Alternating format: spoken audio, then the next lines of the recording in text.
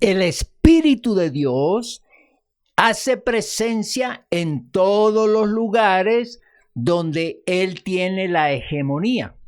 Y la hegemonía de Él es todo el universo, todos los cielos. Y esta presencia hace que Dios sea el Dios omnipresente, es decir, está presente en todo lugar. Para Él, nada es escondido, nada puede ocultársele. Aparece en el momento en que es concebido el plan de salvación del planeta Tierra. Por eso lo vemos actuar en la vida de Elizabeth y de Zacarías y posteriormente en María, cuando ella recibe esa presencia para engendrar a Jesucristo, el Hijo de Dios. Con esta denominación del Espíritu Santo sigue realizando algunas actividades mientras Jesucristo está en su ministerio de redención y salvación del mundo. Posteriormente lo vemos con mucho más accionar y ya haciendo grandes cosas, las que estudiaremos en este día. El Espíritu Santo tiene varias funciones a desarrollar en la tierra. Estudiemos 4 de ellas. Una es intervenir en el mundo. Esta función es que el Espíritu Santo viene a la tierra y desempeña, entre otras, 3 tareas importantes. En el Evangelio de Juan, en el capítulo 16, versículos 8 al 11, nos hablan de estas 3 tareas. Y cuando Él venga, convencerá al mundo de pecado, de justicia y de juicio. De pecado, por cuanto no creen en mí. De justicia, por cuanto voy al Padre y no me veréis más. Y de juicio, por cuanto el príncipe de este mundo ha sido ya juzgado. Convencer al mundo de pecado es la primera tarea de la función que estamos estudiando. El Espíritu Santo está en el mundo. Su propósito es inquietar a cada persona que existe un Dios grande, poderoso, maravilloso, y que a través de su Hijo Jesucristo hizo un plan de recuperación, de redención y de salvación para todo ser humano. Este plan lo realizó el Señor Jesús cuando estuvo en la tierra, cuando predicó, cuando murió, resucitó y ascendió a los cielos. Convencer al mundo de pecado es la más grande e importante tarea, a mi modo de ver, por supuesto, que tiene el Espíritu Santo. ¿Y cómo se convence al mundo de pecado? Primero, que la persona entienda que es pecadora, que está cometiendo males, que le hace daño a la sociedad, a la familia, que se hace daño a sí mismo. Esto de llegar a manifestarse en alguien es porque el Espíritu Santo tocó. Y es que no todos van a reconocer que son pecadores. La gente por lo general no quiere autorrevelarse o mostrarse como pecador. Piensan que sus conductas son buenas, son normales y que éstas no le hacen daño a nadie. Pero es cierto, el Espíritu Santo va a inquietar la conciencia y va a hurgar los sentidos para que la persona se conozca como pecadora, se convenza que sí es pecadora.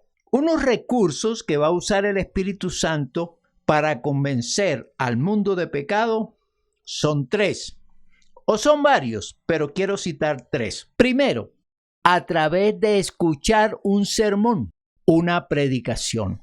Quien escucha una predicación en un templo o en una emisora o por la televisión puede llegar a ser tocado por el Espíritu Santo para que éste se convenza que es pecador y acuda al arrepentimiento, a pedir perdón al Señor Jesús y a buscar la redención y salvación de su alma.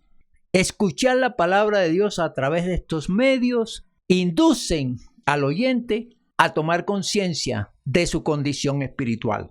Un ejemplo es cuando el apóstol Pedro predica y se convierten más de 3,000 personas. La predicación hizo que las personas se compungieran de corazón, dice allá en el capítulo 2 de Hechos de los Apóstoles. Tanto era su tristeza, su sentimiento de culpa y de aborrecimiento de su vida, que le suplicaron al apóstol Pedro diciéndole: ¿qué haremos? En otras palabras, ¿cómo podemos nosotros ser perdonados? ¿Cómo nosotros podemos ser redimidos? Y el apóstol Pedro les dijo: arrepentíos y bautícese cada uno de vosotros en el nombre de Jesucristo. Y ellos lo hicieron. Tanto fueron los que dieron este paso al escuchar el sermón, que más de 3,000 personas entregaron su vida a Cristo Jesús. La segunda es la lectura de las Sagradas Escrituras.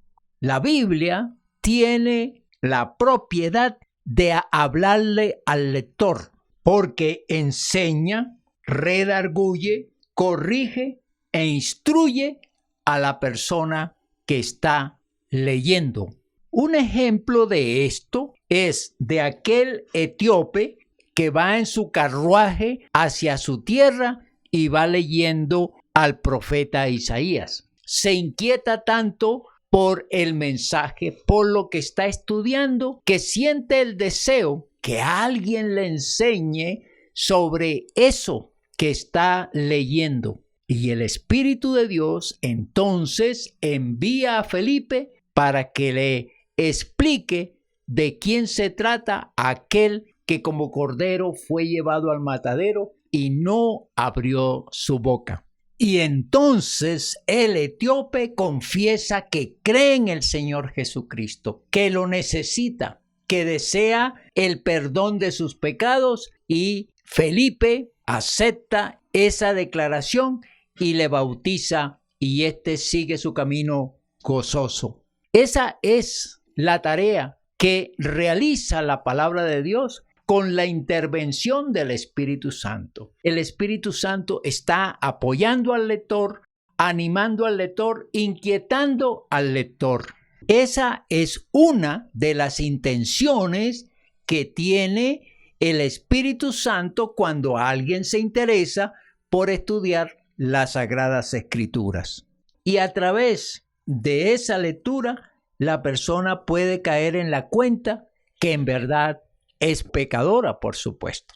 Y entonces el Espíritu sigue haciendo la tarea para que tome conciencia al leer las Escrituras que necesita arrepentimiento, conversión, redención y vida eterna. El otro elemento que usa el Espíritu Santo para convencer al mundo de pecado es que alguien lleve el mensaje a la persona pecadora. Hablo de aquellos que transmiten de persona a persona el mensaje de Jesucristo. Y hemos visto, con gran agrado, por supuesto, que el evangelismo personal es tan interesante que hace que quien escuche el evangelio, el Espíritu Santo haga su tarea, le toque y la persona entre al convencimiento que es pecadora, y entonces tome la iniciativa, tome la decisión de buscar el perdón de sus pecados y lo pueda hacer. Un ejemplo del evangelismo personal o en grupito es el que presenta Hechos de los Apóstoles allá en el capítulo 16, cuando el apóstol Pablo y Silas, enseñando el evangelio, una mujer llamada Lidia escucha la palabra del Señor y se convierte a Cristo Jesús y se bautiza, para enseñarnos que el evangelismo personal, que el evangelismo en pequeños grupos tiene unos resultados extraordinarios, Pero no olvidemos, es el trabajo del Espíritu Santo haciendo que ella abriera su corazón y estuviera atenta a lo que el apóstol Pablo decía, y entonces el Espíritu Santo hizo el trabajo de redarguirla, de convencerla de la necesidad que tenía de la redención y la salvación de su alma. La segunda tarea que viene a hacer el Espíritu Santo con referencia a esta función es recordar a los seres humanos que el Señor Jesucristo partió a la eternidad, se fue a la presencia de Dios, que sepan que Él está allá haciendo las tareas que hemos comentado en otro mensaje. Está en la presencia de Dios, pero también está vigilante de las conductas que hacen los seres humanos y de cómo ellos, a través del Espíritu, son inquietados, amonestados, contristados e imputados, para que entonces serán juzgados y condenados si no se arrepienten y no buscan en Cristo Jesús el perdón de sus pecados. Jesucristo está en los cielos y hace que su Santo Espíritu permanezca en la tierra para lograr que esas almas se arrepientan y tengan una vida diferente aquí en la tierra y, por supuesto, el paso o el pasaporte para ir a la presencia de Dios. La justicia, pues, de Dios se hace en sí misma un vehículo, una manera de hacer entender que si no hay justos, para ellos no hay cielo. Y la tercera tarea es decirle al mundo entero que aquel que era el dañino, el perverso, el tentador, ya ha sido juzgado por el Padre Dios. En otras palabras, ya el Señor en su tiempo tomó el control de este ser que acusaba, que tentaba y que desviaba a las almas y no permitía que éstas vinieran al arrepentimiento, a la vida eterna. El Espíritu Santo retoma el poder de lo alto, si podemos decir así, o hace uso de su poder para que este enemigo de los seres humanos sea controlado y le permita a la persona que quiere buscar de Dios, que quiere tener un encuentro con Cristo Jesús y que quiere arrepentirse de sus pecados, no sea perturbado, no sea bloqueado para que entre el Espíritu Santo a él. Cuando el Espíritu convence, redarguye e instruye a la persona, viene un paso que debe dar a aquel que ha sido tocado por el Espíritu de Dios. Y ese paso es nacer de nuevo. Recordamos lo que le dijo Jesús a Nicodemo. Allá en Juan, en el capítulo número 3, versículo 5, leemos lo siguiente. Respondió Jesús: de cierto te digo, que el que no naciere de agua y del Espíritu no puede entrar en el reino de los cielos. Esta condición la puso el Señor Jesucristo para que todos entendamos que es necesario nacer espiritualmente, que el Espíritu Santo de Dios esté en nosotros y comience a ser la nueva criatura que más adelante la anuncia el apóstol Pablo. Nacer de nuevo significa que el Espíritu Santo entre ahora en la persona que está redarguida, que está instruida y que ha deseado la presencia de Dios. Al desear esta presencia, pide a Cristo Jesús que entre a su corazón, y quien hace las veces de Jesucristo es el Espíritu Santo que entra a la persona para que sea llena del Espíritu Santo. Así que este paso o función del Espíritu es llegar a entrar en la persona luego de haber sido impactada primeramente por su estado de vida pecaminoso y segundo, el poder redarguirla y que la persona sienta remordimiento, arrepentimiento y la petición de el pedir perdón por sus pecados y decirle a Cristo Jesús que entre a su corazón. La otra función que tiene el Espíritu Santo es guiar a la persona a toda la verdad en cuanto a Dios, en cuanto a la fe en Dios, en cuanto a creer en Dios y a obedecer a Dios. En el Evangelio de Juan, capítulo 16, versículo 13, nos habla de esta función tan importante del Espíritu Santo.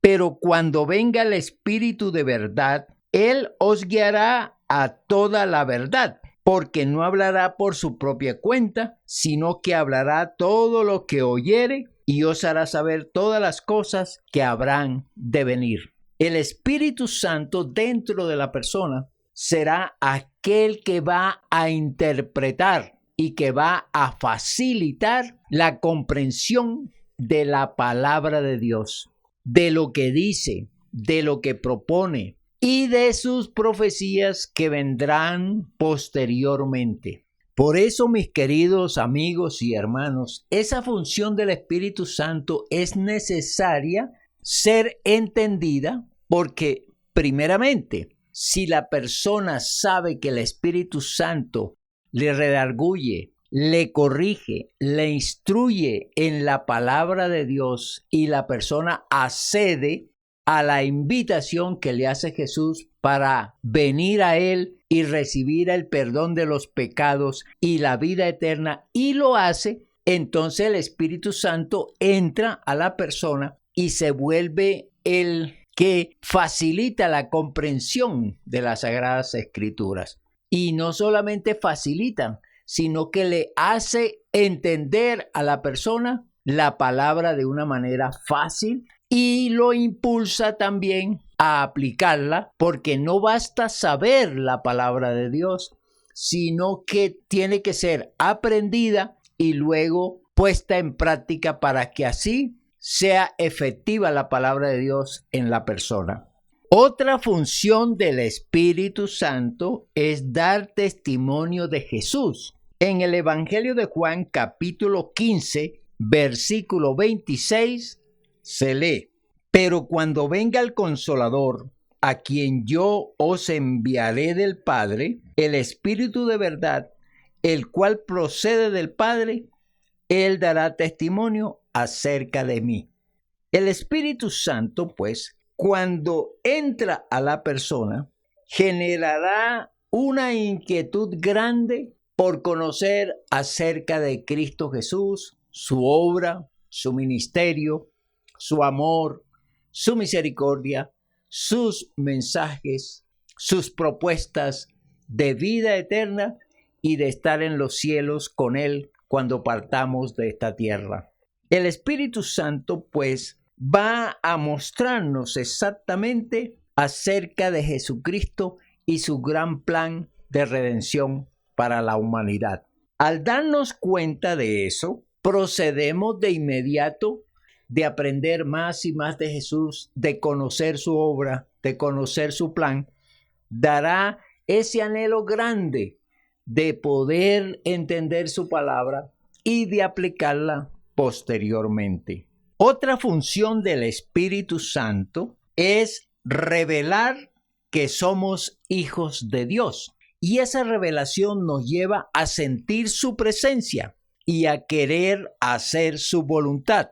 Mire la gran diferencia de la opinión que tiene el mundo en general, que todos los seres humanos somos hijos de Dios. De ninguna manera. La condición para ser hijo de Dios es que seamos de Dios, que Él sea nuestro Señor, que esté en nuestro corazón después del paso del arrepentimiento, del perdón de pecados y de pedirle al Señor Jesús que entre a nuestro corazón y sea nuestro Señor, nuestro Dios y aquel que va a manejar nuestras vidas como Él quiere. En la primera carta de Juan, capítulo 3, versículo número 1, encontramos lo que significa ser hijos de Dios. Leo: mirad cuál amor nos ha dado el Padre, para que seamos llamados hijos de Dios. Por esto el mundo no nos conoce, porque no le conoció a Él. En este último renglón del versículo está la gran diferencia en quiénes son los hijos de Dios y quiénes no lo son. Apela al conocimiento. Si conocemos a Dios, hacemos su voluntad y le solicitamos a Jesucristo ingresar a nuestro corazón y ser nuestro Señor, entonces he aquí la gran diferencia con aquellos que no lo conocen, que no le obedecen y que Jesucristo no está en su corazón. Hijos de Dios hace que sintamos su presencia, reitero. Hace que haya en nosotros temor al pecado, a la maldad. Hace que generemos unas conductas de vida dignas de Dios, que honren la presencia, la imagen de Jesucristo que está en aquel que ha sido redimido, salvado y que es el Hijo de Dios.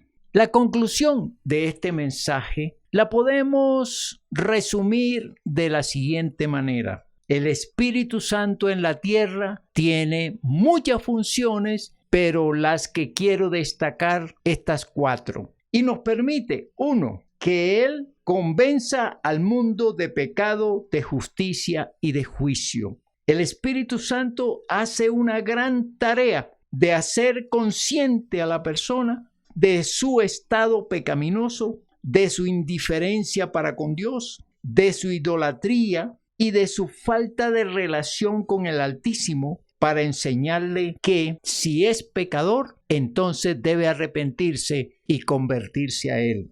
La justicia de Dios es que pagará a cada cual según sus obras y sobre todo, si no hay arrepentimiento, si no hay perdón, caerá todo el peso de la ley de Dios en quien no lo haga. Y de juicio se destaca más que todo el control que tiene Dios, su Espíritu, para que aquel acusador, aquel que le hace daño al creyente, sea controlado y el creyente pueda sentir el amparo, la custodia, la protección de Dios. El Espíritu Santo también guía a toda verdad. En otras palabras, le facilita el entender las Sagradas Escrituras. Le permite de una manera sabia entender el propósito de Dios cuando la persona quiere escudriñar, explorar lo que Dios le está mandando. La otra función, la tercera, es que el Espíritu de Dios